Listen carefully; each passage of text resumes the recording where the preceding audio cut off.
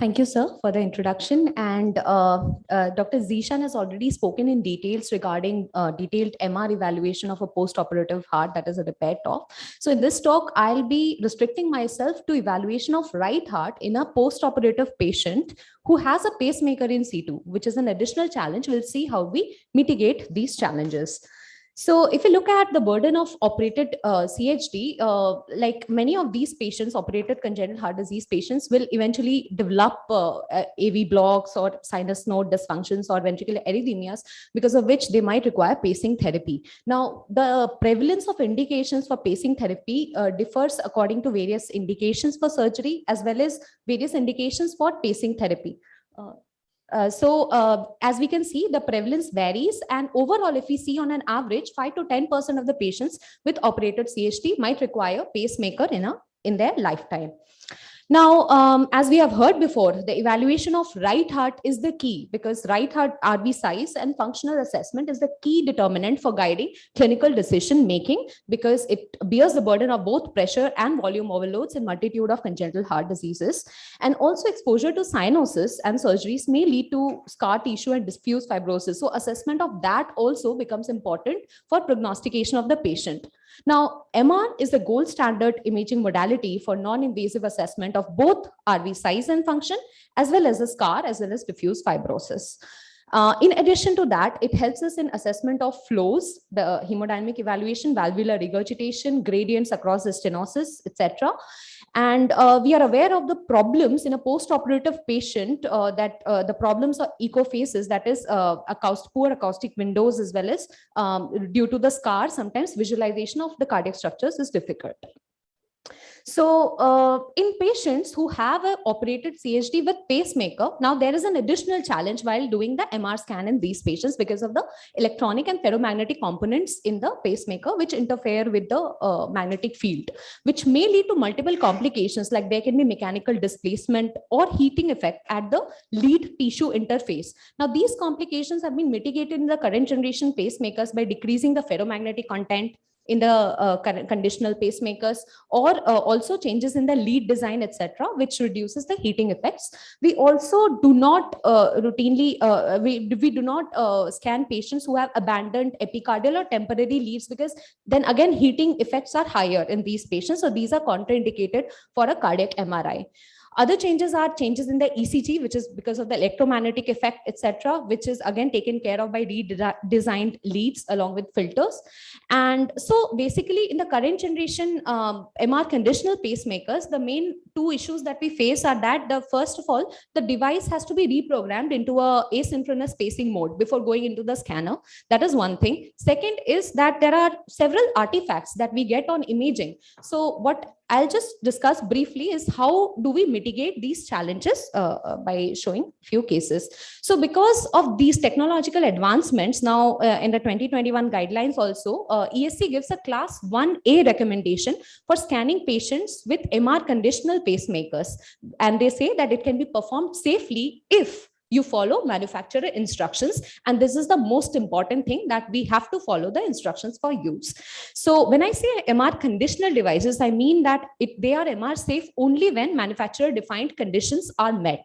And also the devices and leads have to be from the same manufacturer to call it an MR conditional system. So this is my first case, a 23-year-old female who was 23-year-old male repaired TOF with a dual chamber pacemaker in situ, which was MR conditional. Now, this patient was symptomatic. He presented with gradually progressive dyspnea, exercise intolerance. On echo, there was some LV dysfunction. There was dilatation of the RV with pulmonary regurgitation. However, windows were not very good because of the scar tissue. So the patient was referred for a cardiac MRI for quantification of RV function and PR fraction, basically as a clinical decision making for pulmonary valve replacement, as we heard in the previous talk.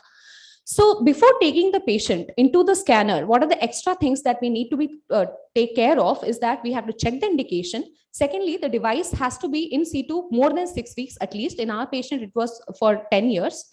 There should be absence of broken, abandoned, or epicardial leads. We have to check the device, both the leads and the generator. We put it in the manufacturer website, and what we get are the conditions which the manufacturer tells us that you have to use these conditions when you are scanning the patient, and we should strictly adhere to this.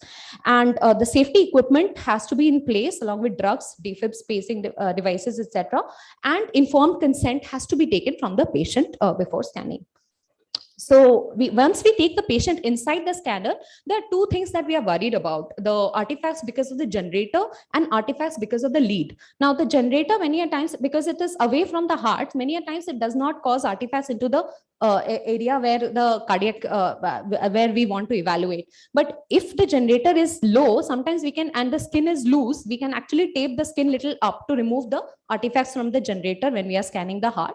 And we will see how we can take care of artifacts due to the leads.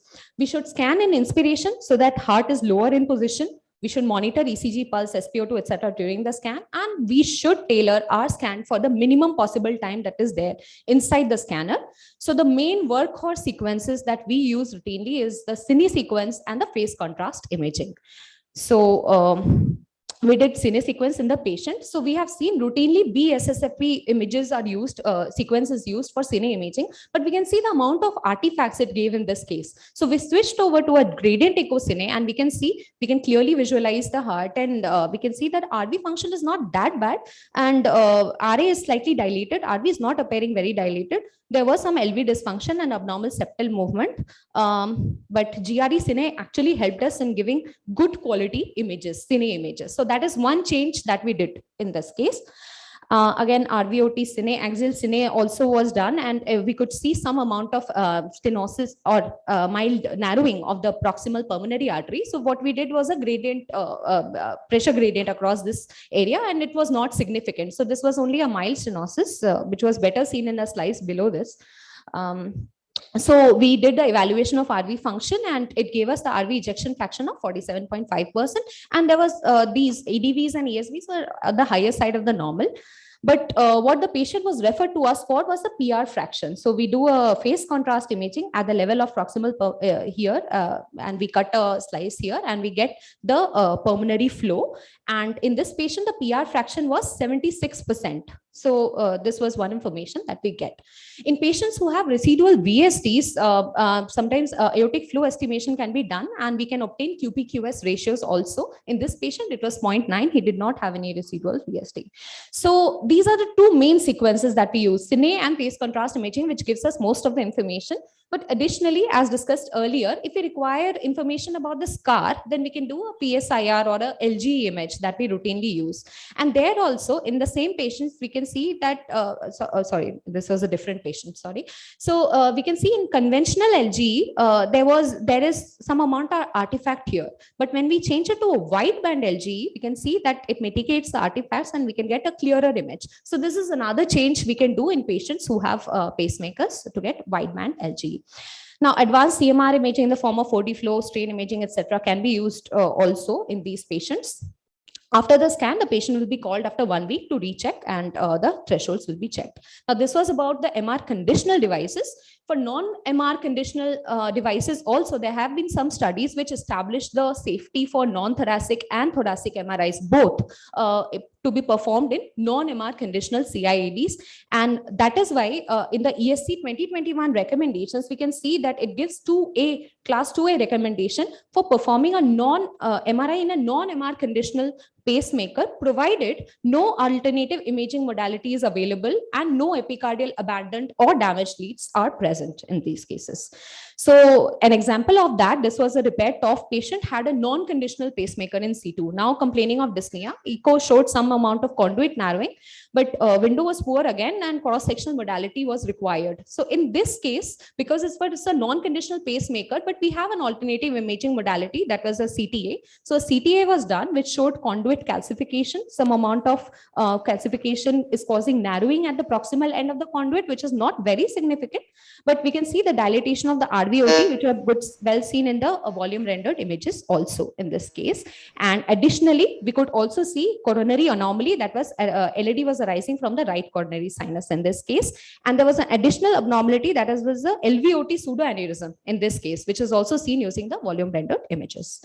So we can also do RV functional evaluation using retrospectively ECG gated CT angiography. So cine type images can also be obtained using CT, and this can be used as an alternative imaging modality. The same can be done for patients who have epicardial pacemakers also, and we can go for CT to assess these patients. So just to summarize, MR is the imaging modality of choice for right heart evaluation in operated congenital heart disease, and patients with pacemaker have additional challenges for MR scan, but we have to strictly adhere to the manufacturer guidelines for safe scanning of these patients, and off-label scanning of non-MR conditional devices is also possible. Epicardial pacing leads are a contraindication for MRI, but CT may be used selectively in patients who cannot undergo MRI. Thank you. Thank you, Dr. Vinita. That was absolutely bang on time. And